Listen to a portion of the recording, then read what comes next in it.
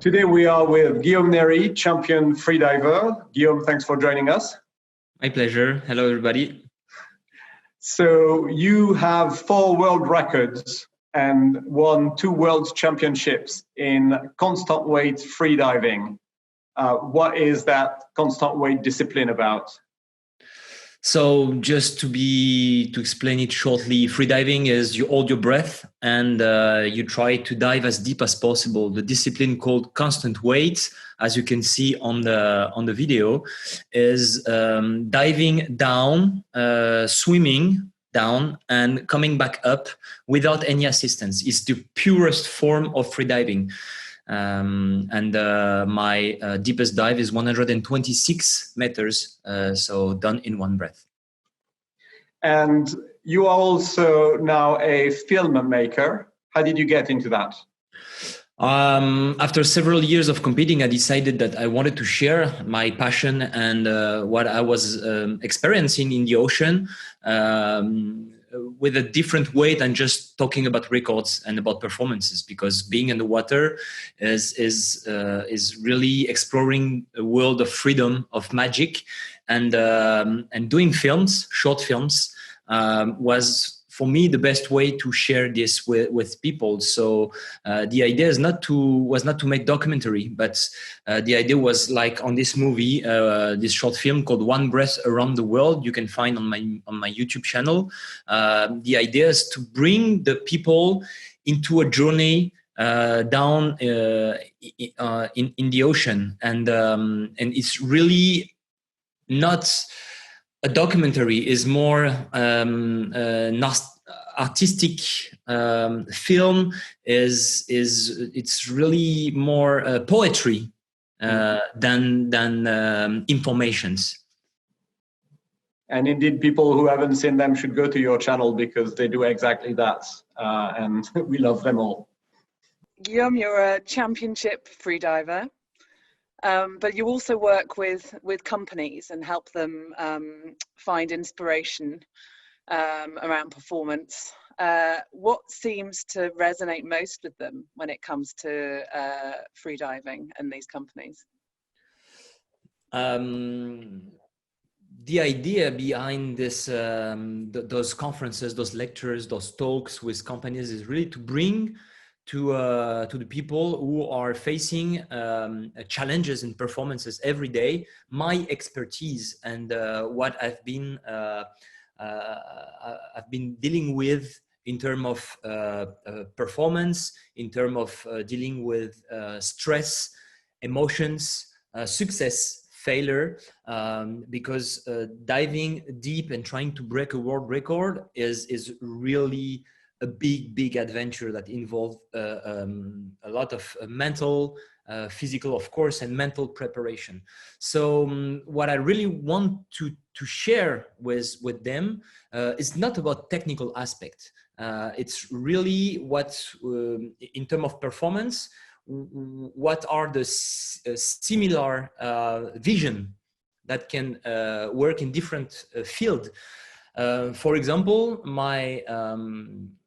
to me, the kind of secret of the success, the basis of my philosophy is first how to keep the pleasure and the motivation with creativity. It has been my way to keep being motivated after more than 20 years of performance and of pushing my limits. How to maintain the passion and the pleasure. Then I like to talk about the relation with time, because in the society today we have been asked to go as fast as possible and we want short-term results. And in freediving, this doesn't work. And our aim is to have a long-term vision. And the key number 2 for me to succeed in freediving is to be patient. It's really a school of patience, because when I'm diving down, facing a hostile world, I need time for my body, for my mind to adapt to those extreme conditions.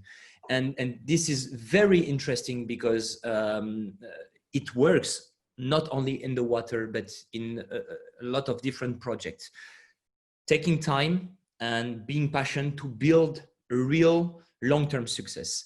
And the last thing is how to build the relationship to create a human adventure with my team. Because I cannot freedive alone. The rule number one in freediving is to never ever freedive alone. So I have to be surrounded by all my team, and we have to build really an adventure together. And how to create this human adventure, how to get people involved in a project that is at the beginning a personal project, and how to transform a personal project into a team project. Yeah, and those are relevant, I would imagine, for small businesses as well as very large corporations. Yeah. Yeah. And you talked about passion and pleasure and creativity, and we can all very much relate to that. But at the moment, they're very hard to get, right? So we're all stressed out, we're all working remotely. There's a virus out there that's kind of dangerous or very dangerous, depending on who you are. So it's all quite stressful. What from your experience applies to those conditions? I can imagine there are times when diving is not that easy, when the wind, the current, the waves are not what you want, when something has not happened right during preparation. What are lessons, I think, that you could share in those sort of crisis times? I've learned so many lessons in my freediving career, and I'm still learning every day. I really think that freediving is very interesting because it's a way to link the body and the mind. And in our society, we are really mostly working here, forgetting about how important is the body. And freediving taught me how to manage emotions, how to manage the mind through the body, through the breathing, for example. So this is a first example to reconnect. I really strongly believe that it's important to manage emotions, to manage difficult times, to reconnect with what is important in life. And I think this COVID crisis showed us what is essential and what is not essential. So the first rule is trying to get a connection again with the body, with the breathing, to be in the present, live the moment. You know, when I'm diving very deep and when I'm getting down to more than 120 meters, I'm kind of live in a survival mode. And the only way to come back at the surface is to live the moment, to live the present. When it's hard, when I need to breathe, when I'm facing challenges and difficulties on the way up to the surface for the first breath, the only way for me to get back at the surface is to stay focused on what's happening here and now. And it's a very good way to control the mental activity. And it's a kind of meditation. And I really think that the key of success is to reach a kind of state of deep calm inside and inner calm. So of course, when I go in the water, it's something that I can manage easier. And during this COVID crisis, I really try to bring what I've learned in the water here in my apartment, trying to meditate, trying to focus on breathing. I am a living creator, and the basic of the basic is just breathing. And it's a real good way to reconnect to the moment and live the present. And when you get this concentration, this focus, you are much more efficient. You are much more connected to yourself, to the ground, and you can manage difficulties, emotion, stress, and I think it's very, very important. I'm taking big breaths just listening to you. Yeah. So building on the kind of stress and the emotion, you know, you're a huge ambassador for the oceans and preserving our planet.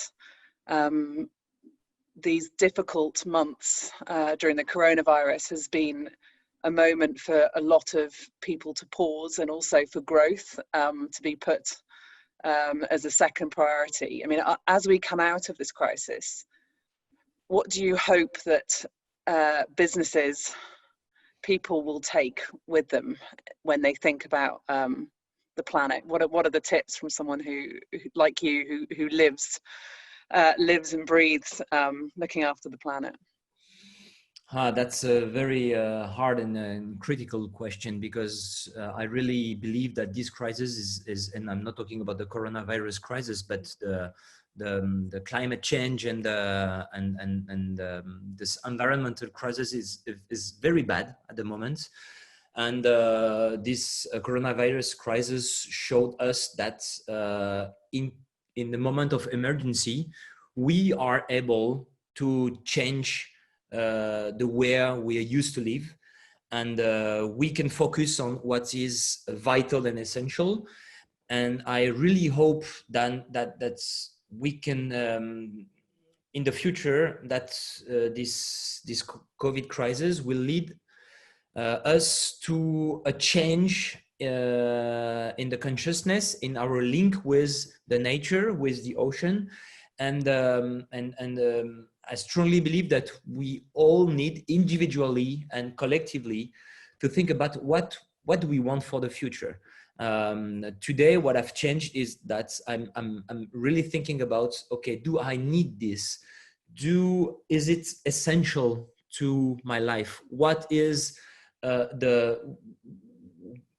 I mean, that those questions are big questions, but I think the real question is what do we need to be happy, really? And what do we need to be happy, and what do we need to live in harmony with this planet? Because we are all together on the same vessel, and those questions are big, are huge, and today I think we need to stop the bottom and to look around and really to reconsider the logic behind the way we're doing business, behind what's we are pursuing in our life, and